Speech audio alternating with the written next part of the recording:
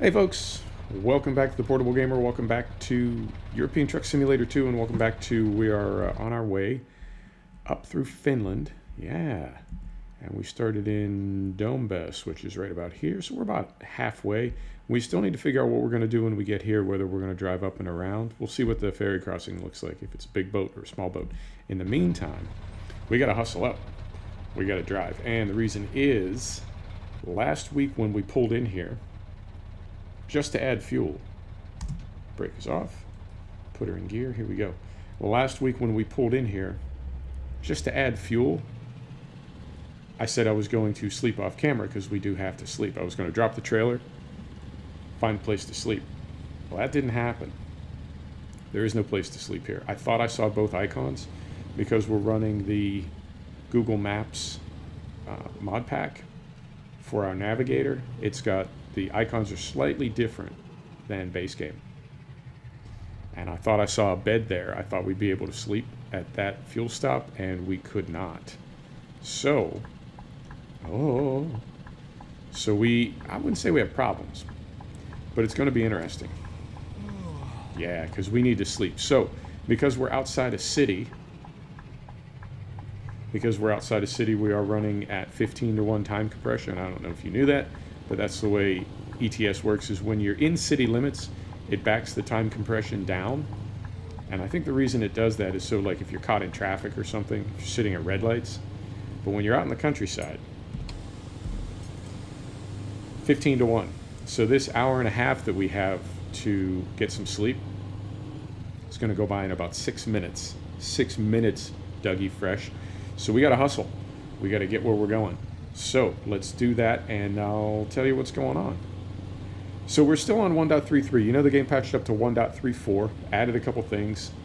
ProMods still, I haven't gotten any notification. I check their blog periodically. I checked it a few days ago, and as far as I know, ProMods, what will be, 2.33, still not out. So I'm staying on 1.33, which means a couple things. It means we cannot see the Beyond the Baltic Sea. No, it's not Beyond the Baltic Sea, it's just Beyond the Baltics. We can't see the Beyond the Baltics DLC. The ProMods 2.32 patch prevents us from seeing Beyond the Baltics. However, I don't think we're there yet, so we couldn't see it anyway because we're just not on that part of the map. And what I was waiting for was ProMods 2.33, which hopefully would drop right about the time that we got to that part of the map, right? But now it looks like we might get pushed back to ProMods. Well, it could still be 2.33, but it would be made to work with the 1.34 patch. Yeah, I think everything that I just said makes sense, but I can't guarantee it.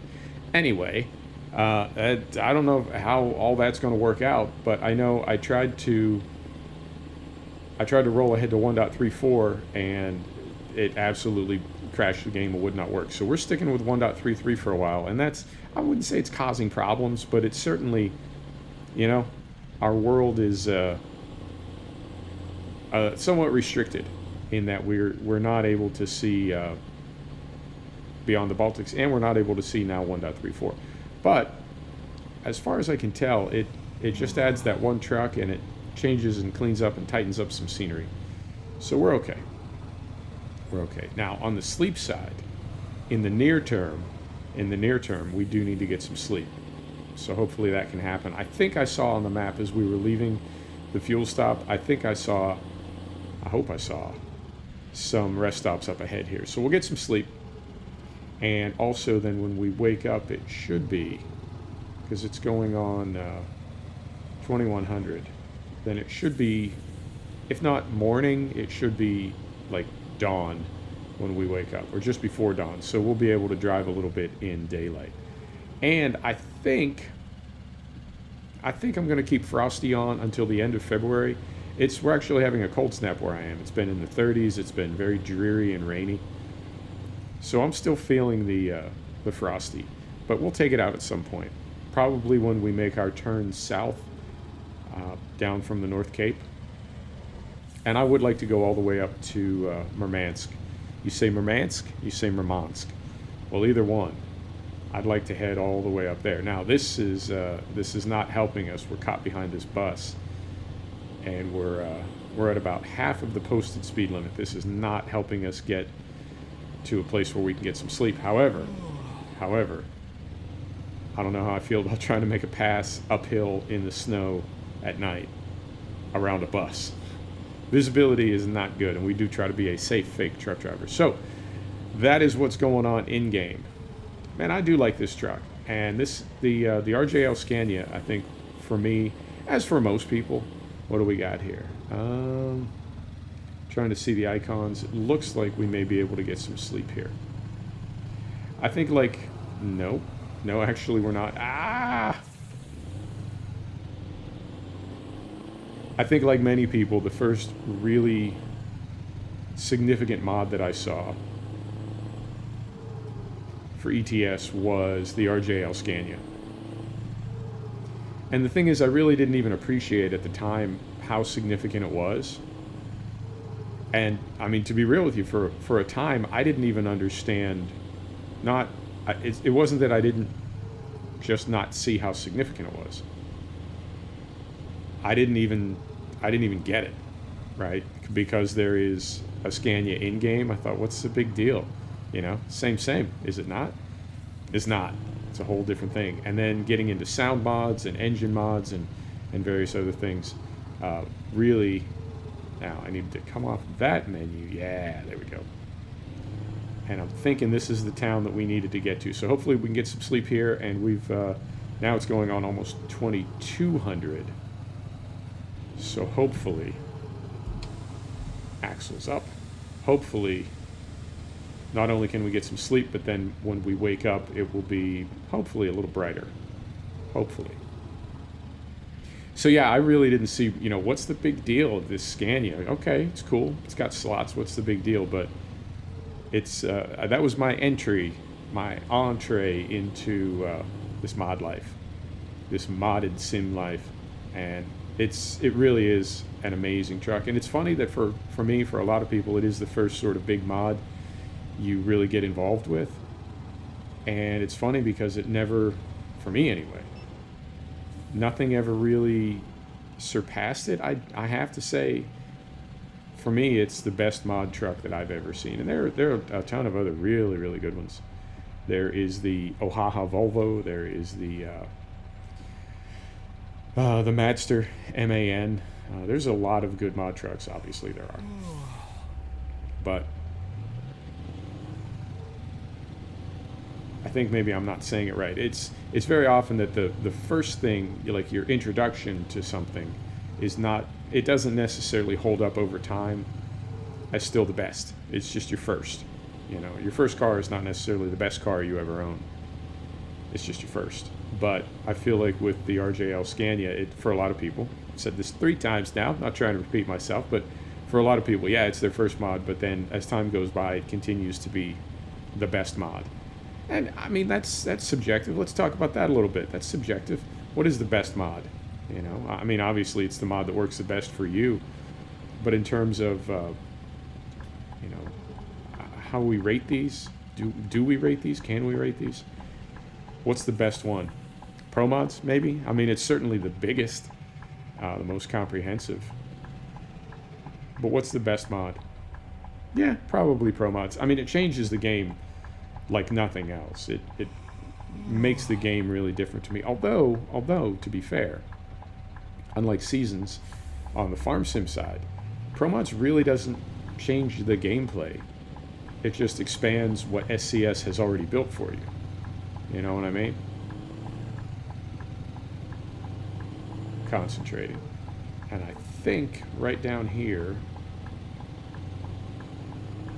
yep, there's got to be a place back here to sleep. There better be, because we're falling asleep at the wheel. I think I see some places. And we've got enough money. Ugh, I hate to do this. We've got enough money, but if we had to, we could buy a garage. Not this turn, but the next turn I see a bed. Okay, cool. We're going for it. We're going one more block. Oh, timing. And we're hitching a little bit. Now, I did see a couple big updates came in. I got new drivers. NVIDIA had new drivers for me. And I got the GeForce Experience updated, which is the app that contains Shadowplay, which is the capture app that I use. And I saw that did some things. Big update. I really don't like that app, the GeForce Experience. It's adware more than anything else. I mean, it says it like optimizes your games based on the graphics card that you're running, and that there are some driver updates for NVIDIA that actually contain specific settings for specific games. I don't really buy it. I mean, there's a one-click optimize button when you use GeForce.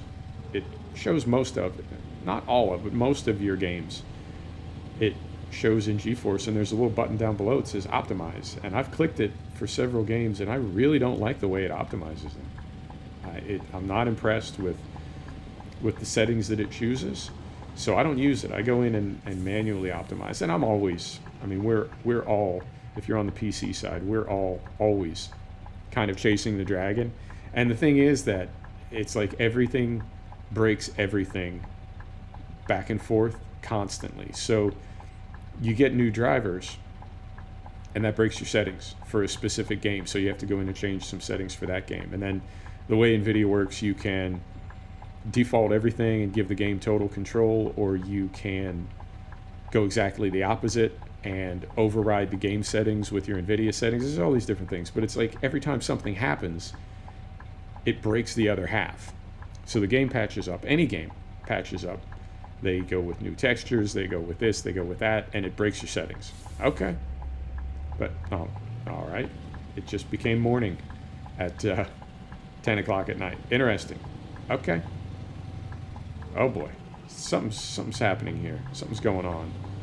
Something's getting a little bit funny in the game. You see that? The sun just came up. And we're hitching like crazy. All right, but we persevere. We persevere. So yeah, you see what I'm getting at. So, Jesus, this is we're taking a beating in this video. We're really struggling. Really struggling. Okay, let's go third person and see where we can sleep up here. Is that a hotel? I think it is. No, that looks like a depot. No, that's a garage. What the hell? No. Wow, this is things are going from bad to worse here. Okay, I definitely see a place to sleep over there. Okay. Oh Jesus! If it would stop telling me how tired, Jesus! If it would stop telling me how tired I am, I could see a place to pull in and get some effing sleep. Right. All right. And then our frame rate just went off a cliff too. I truly have no idea what's happening at this point, unless we are literally downloading drivers or downloading a Windows update as we speak. Okay. Here's a place to sleep. Is it going to give us the trigger with this long trailer on? Let's see. If it doesn't, we'll just disconnect.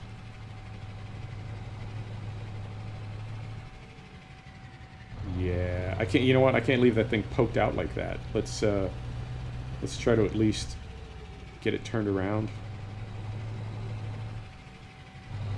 Wow, hey man. But wow, look at that. Look at that reflection and gloss on there. What the hell? Yeah, something's different. Something's changing in my world. So, oh man, I hate to do that, because with that dolly sideways like that, then I don't know if we'll be able to hook up again. This is really becoming quite a challenge. Right. Disconnecting the trailer.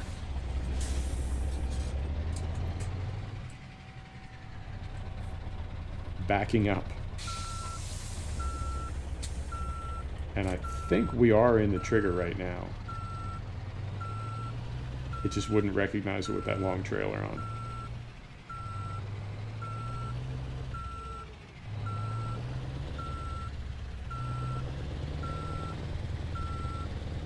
Right. Whew. Neutral. Set the brake. Parking lights on. Oh, man. That was exciting. Was it not? Okay. Take that with you. One more little fine for you. Right. 7 a.m. Here we go. But we're coming up on €1,000,000 from our other drivers, so that's fantastic. That works. Right. Lights on. Brake off. Put her in gear. Let's get out of here, man. This has been a little bit frustrating. This has been some struggle bus. But it does give you a chance to see the truck. So yeah, this is the RJL Scania, and then obviously we're running the cast, a carry rigid conversion, and we're also running. Come on. Nope, not even close. Wow, this is yeah, you see that dolly moving? That's what I was worried about. This has been an interesting episode, and we've only been rolling about 15 minutes. We got a ways to go yet. There we go. So, get that going. We'll get her in gear. Whew! Very exciting. Alright, let's get out of here. Let's get moving. We're going straight through. I'm going straight through. We're not going to do any more 3-part videos. He says. Maybe we will. I say a lot of stuff. I don't know. I like to keep it kind of dynamic, though. You know what I mean? Switch it up a little bit.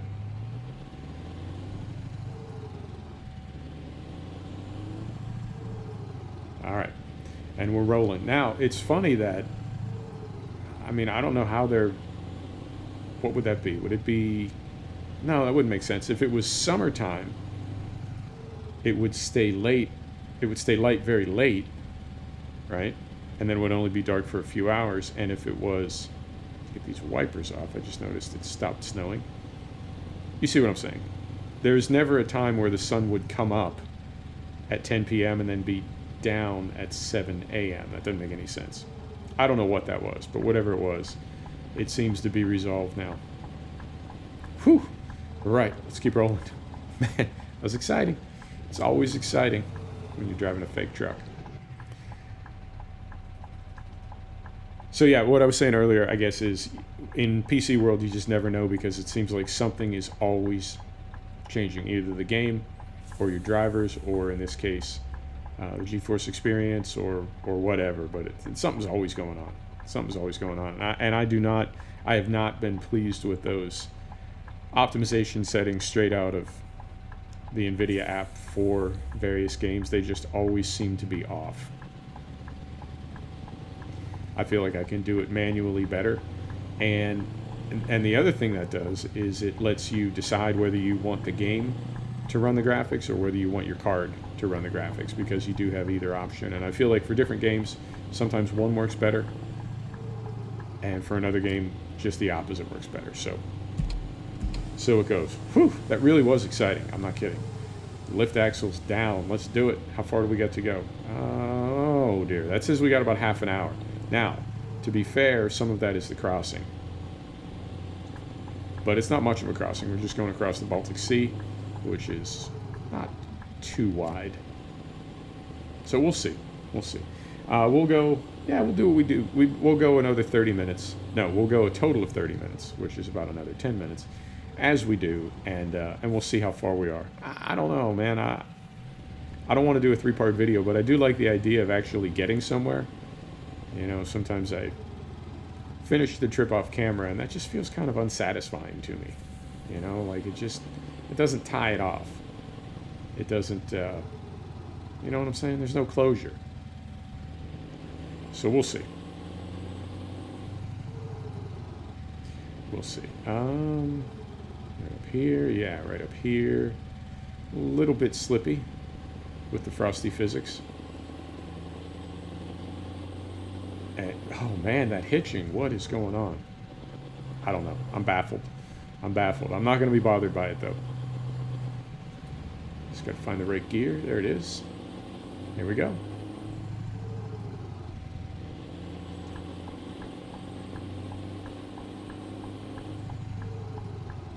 So something that I did notice and I forget this because I only play ETS once a week now, but I did notice when I was loading up, the game, even with Pro Mods, literally loads in about 10 seconds off that M2 drive. And I got to thinking, like, as games get bigger, because they are going to keep getting bigger,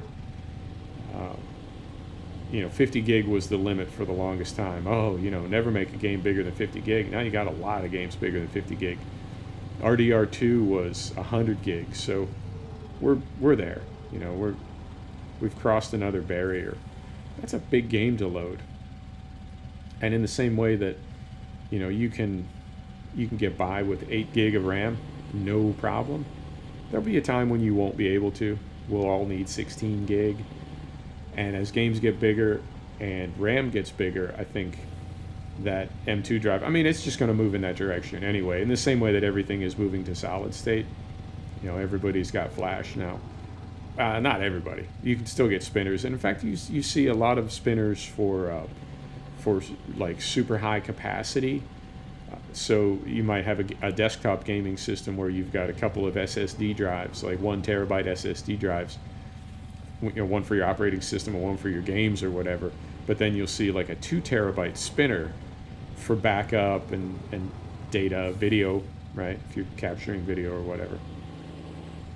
So there's still a place for spinner. I say everybody's on SSD, and that's not accurate. I have to correct myself. But for the most part, I feel like most people are moving toward flash and SSD at least for OS, and a lot for gaming.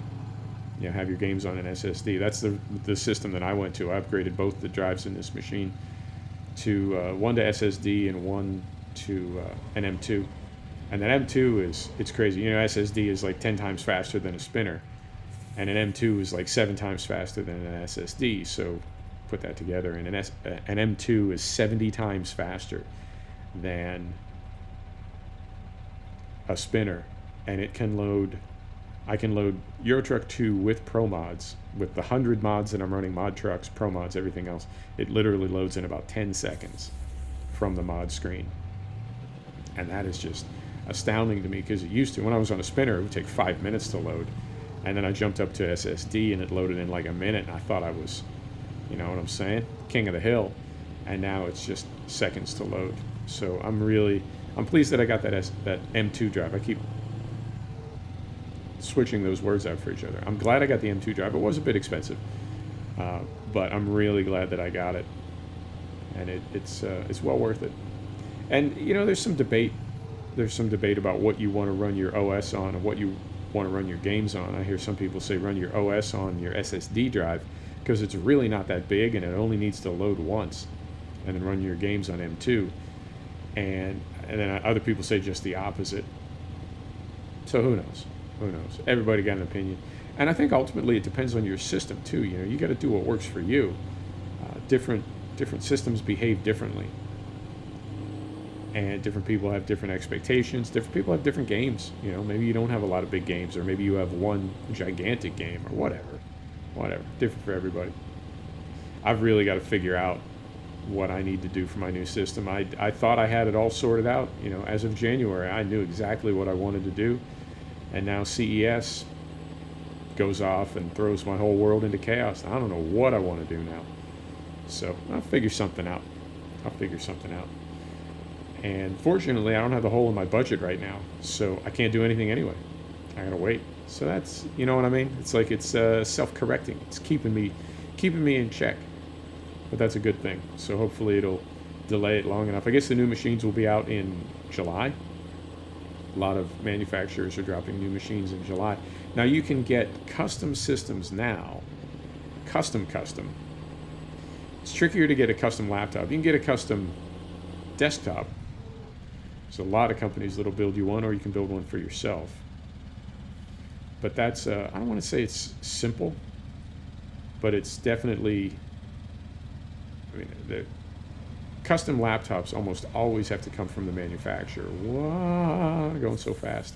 Almost always have to come from the manufacturer, because the architecture, the physical architecture of the machine is so specific, and it's generally determined by the manufacturer. So, I mean, I'm pleased with HP Omen. I know it's a big faceless mega corporation, but Dell bought Alienware, so that's a big faceless mega corporation.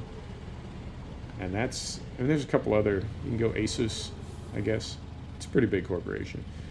But then on the desktop side, if you want to build your own or have somebody build one for you, you know, the sky's the limit. But the thing is, most of those components that you're buying come from big faceless corporations anyway. So there's really, I don't know that there's any way to build yourself like a morally and ethically sound system, you know, that doesn't at some point involve some kind of corporate contribution. So I don't know, I'm pleased with HP. I've looked at Alienware. It's pretty expensive. Alienware laptops are crazy expensive.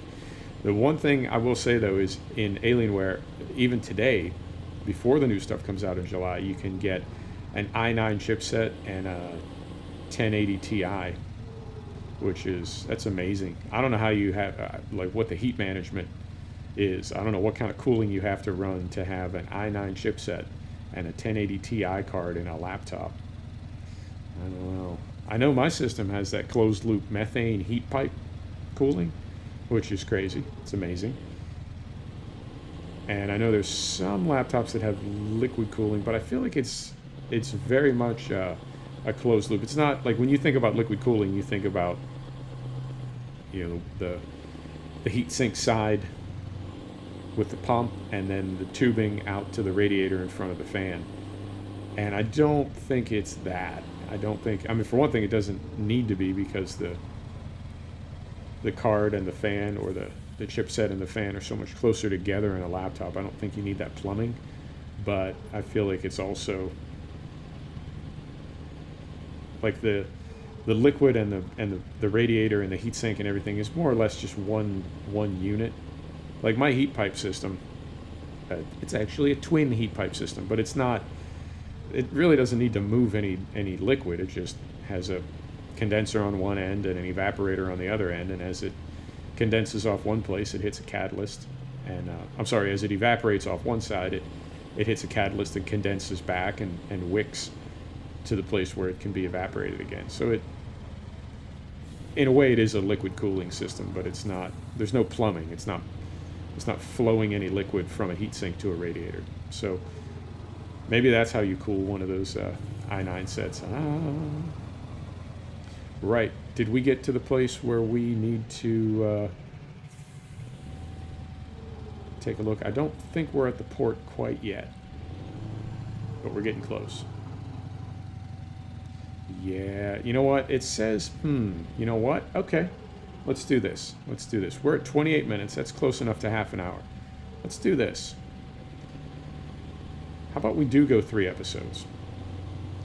Because I'm pretty sure I want to go up and around the Baltic Sea. I'm pretty sure I don't want to take that ferry. As much time as we've put into this trip, I would hate to ruin with some kind of snafu in the ferry. So yeah, let's okay.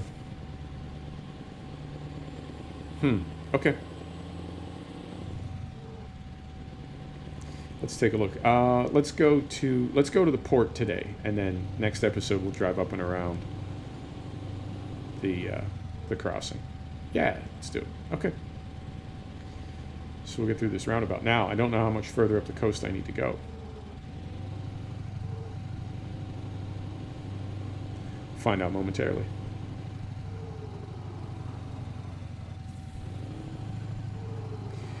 One other thing I can say, regular desktop and regular laptop systems are getting really, really affordable.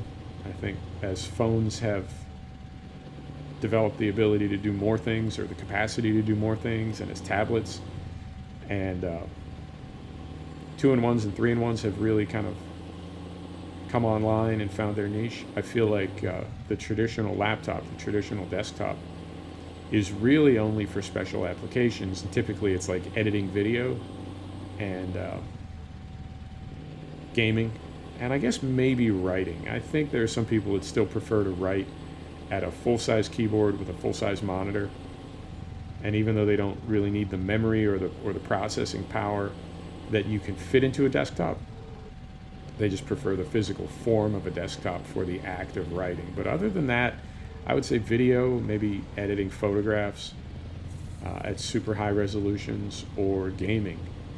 But other than that, I think you can do most stuff on your tablet and on your phone.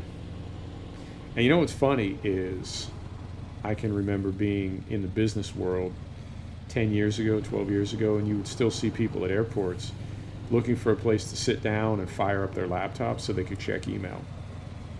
And I mean, we were, hedge needs trimming. We were pushing before it crashed, before it like fell apart and became kind of a punchline. We were running BlackBerry and off the BES, and it had email push. And for a time, like before iPhone and Android started pushing the same capability, the fact that BlackBerry could push email, that was like innovative, man. That was a big deal. And now everything does that. So to think that there was a time when you had to like find a place to sit down, take your laptop out of your laptop bag, fire it up, get it all started, and do that just to check an email. And now, even a burner phone can have a push email account. Right. So we're not going to sleep here, and that's why I parked where I did. We're not going to sleep here. We are going to take a thumbnail, I think. Yeah. We're not going to sleep here, but we are going to stop here, and we'll pick up next week from exactly this same place. We'll drive up and around the Baltic Sea and get into Kokkola, and we'll call it. So yeah, we'll do one more 3-part episode. I just said we weren't going to, but we are. So folks, thanks for stopping back to check out The Portable Gamer. Thanks for joining us for another episode of European Truck Simulator 2. And we'll see you next time. Take care.